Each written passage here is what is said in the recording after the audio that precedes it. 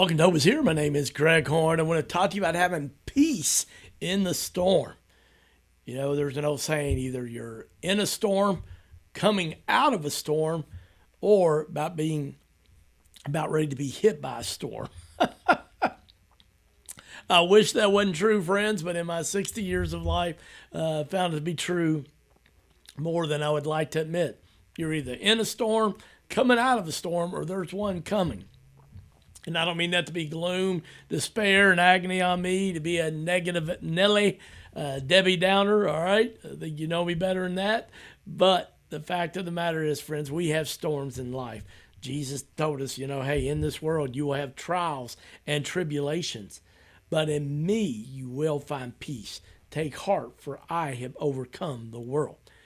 And so I want to talk to you about how we can have peace in the storms of life today and tomorrow, and just looking at, a passage that, it's a story that we all know. But I tell you, as I read this story a few years ago, just, there were 10 things that really spoke to me about just 6 verses in Mark chapter 4, verses 35 through 41. And, I think that's one of the things sometimes when we're reading the Bible, we just kind of think, Satan says, I don't know why you're going to read. You've read that story before.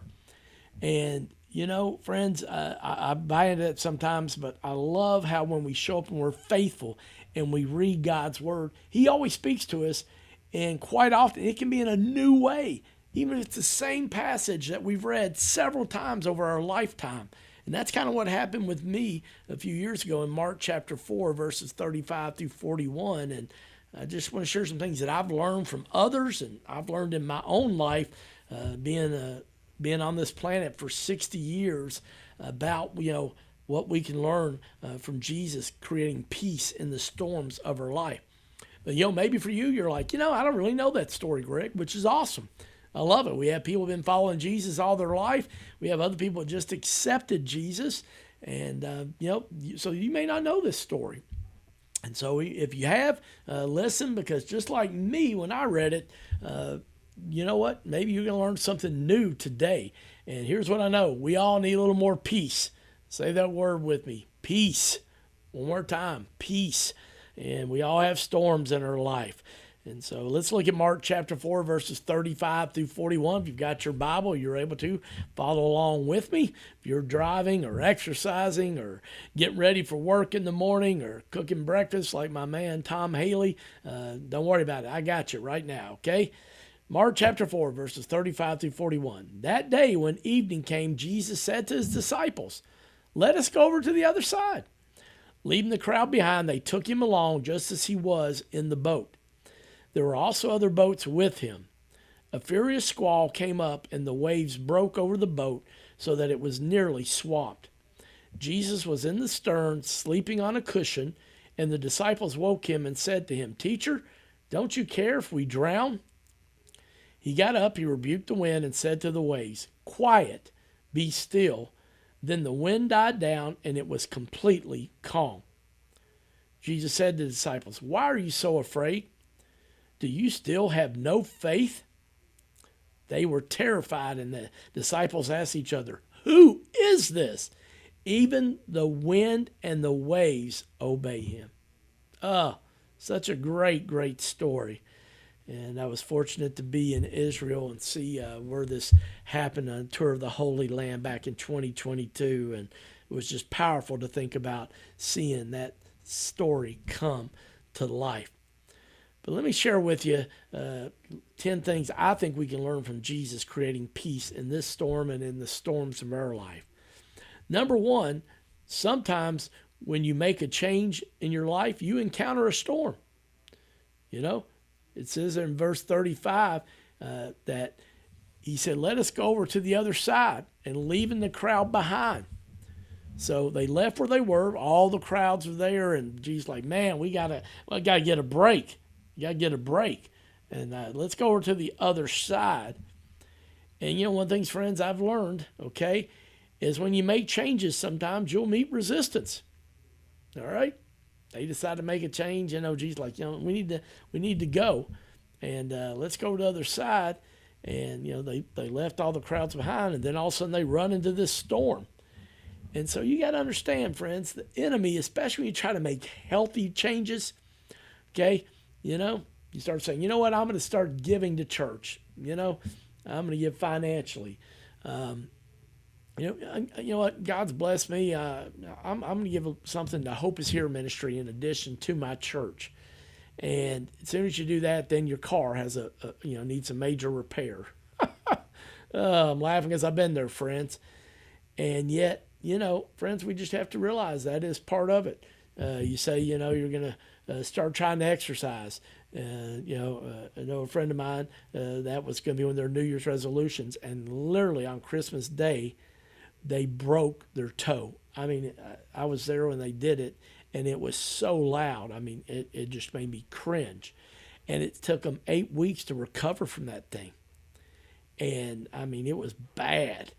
And so, those storms come. You try to make a change in your life, say, hey, I'm going to do better. And then, something like that happens. And so I just want to remind you, friends, it's no accident. Jesus warned us in John 10:10 that the thief comes only to steal and to kill and destroy. So know that we have an enemy that wants to steal. And just so Jesus wants to make sure you got it, okay? Not only does he want to steal your hopes and dreams, he wants to kill them.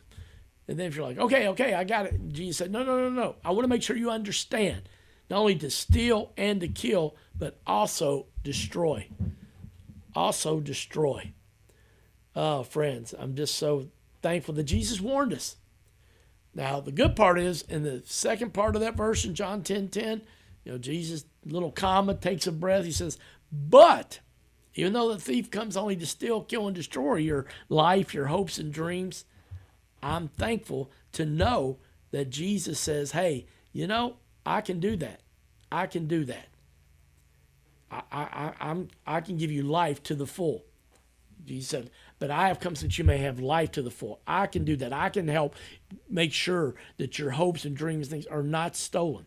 Now, it may change, friends, the way that we encounter, the way we thought it would be, the way we perceived it, the way we hoped, okay? I mean, my own life, you know that. Unexpected flood. It changed everything. Bankruptcy, unexpected divorce, lost my business, home, and marriage about a 24-hour period. And, man, we've all had things, okay? We all have. I mean, mine's, people suffered a lot worse than mine. And yet, I'm so thankful sometimes God gives us a reality check. There's some good friends of mine, really close to, and the husband has Parkinson's, and he's having to get these implants in his brain to help with the tremors and things. And they recently went to go get the second one at a hospital out of state. And so the wife texted me and just said, this morning, even though I've been so concerned about my husband and all, she said, as I walked to his room after going to get a cup of coffee, so many people on this floor actually are on ventilators. And she said, I saw a close friend of mine in high school died just, recently, in the past couple of years of ALS, and it was a horrific death.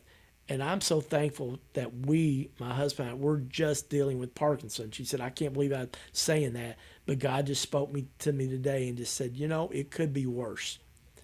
Be thankful it's just Parkinson's, which, sounds crazy. I get it. Yet I'm thankful to know that Jesus, sometimes helps us see that, it's not as bad as it could be. In this side of heaven, friends, we live on a fallen earth. I want to remind you that, okay? We do. There's going to be disappointment, heartache, sickness, and illness. I know sometimes it doesn't help, but man, when I can understand that, it does help me. Second thing is, I want to ask you about what we can learn from Jesus creating peace in the storms in our life. What do you need to leave behind in your life? What do you need to leave behind in your life? Verse 36, it says that they left the crowds behind, okay? Jesus got in the boat and they left the crowds behind. Hebrews chapter 12, verse 1 says it this way: let us throw off everything that hinders and the sin that so easily entangles, and let us run with perseverance the race marked out for us. So, friends, I don't know what that is. It could be a friend, if you're honest.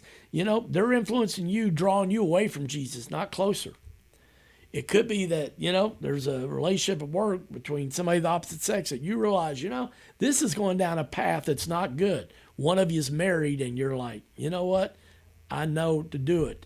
It's just, it's going to be much better that they, that we just don't, we got to cease. No more lunches together. No more texting after work, all those things, just doing it. Or you may even need to leave a job, okay? I mean, the fact of the matter is that sometimes we have to reevaluate what we do.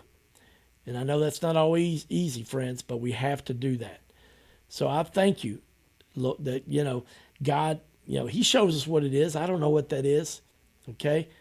But, you may have some friends that they want to go out to happy hour all the time. And, what? I don't need to be doing that. It's not God honoring. I got a friend, the guy listens to Hope and Here all the time, that recently shared with me. He said, I used to go shoot a little pool, have a couple of beers. And he said, I accepted Jesus. I got baptized. And, man, I just know it's not part of it. My friends call me a lot. And he said, so, I went and, I tried to even talk to them about Jesus. But, man, they're not interested. It's just the same old, same old. And he said, I realized, this is just not good for me. So he left behind some close friends. And that's been hard because he's kind of alone. But I know that God's going to honor that, even though he's leaving them behind.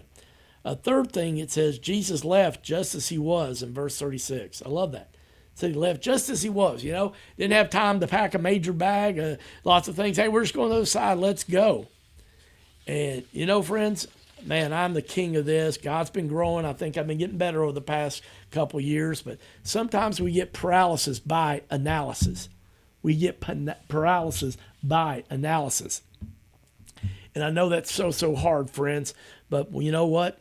That's just how it goes sometimes. And I do it, and I've been there. But here's what I know. Procrastination is the grave in which opportunity is buried. We'll say it again. Procrastination is the grave in which opportunity is buried. Someday is not a day of the week, okay? That's by Janet Daly. Someday is not a day of the week, Janet Daly. Jerry West says, you can't get much done in life if you only work on the days when you feel good. Wow. Basically, friends, what excuses are you making today that's keeping you from doing something that God wanted you to do? I mean, we have to be really honest with our lives. And sometimes you just got to leave a situation, okay? And make a decision. That paralysis by analysis, I just said that I've been guilty of that. And, friends, you wait forever, as the old saying goes. My hero, Wayne Smith, founding pastor of Southland Christian, if you wait to go downtown when all the stoplights turn green, you'll never get there. And, procrastination, the grave in which opportunity is buried, it's just true, friends. Man, I think that's the thing. I know I've seen several studies that people, in the final days of their life, that they've interviewed people asking, what would you do differently? And so many of them say, I wish I'd taken more chances. I mean, they say things about, I wish I'd spent more time with family and loved ones, absolutely first and foremost. But two, quite often say, I wish I'd taken more chances, more risk. And, man, I got to ask you, what is it that God's been just it's been a desire of your heart, but you've been staying in the boat. You've been afraid of the storm, and you're afraid to get out of the boat and walk on the water like Peter did, okay? Man, I want to encourage you to do it. I'm so glad I stepped out in faith over 25 years ago to start doing ministry part-time, and then fully surrendered my life 23 years ago and was ordained into full-time ministry. Didn't know how I was going to make it financially, but God made a way because of my obedience. If you've been blessed by this program, I hope you'll share it with somebody else. Join us again tomorrow as we continue looking at how we can have peace in the storm on Hope is Here.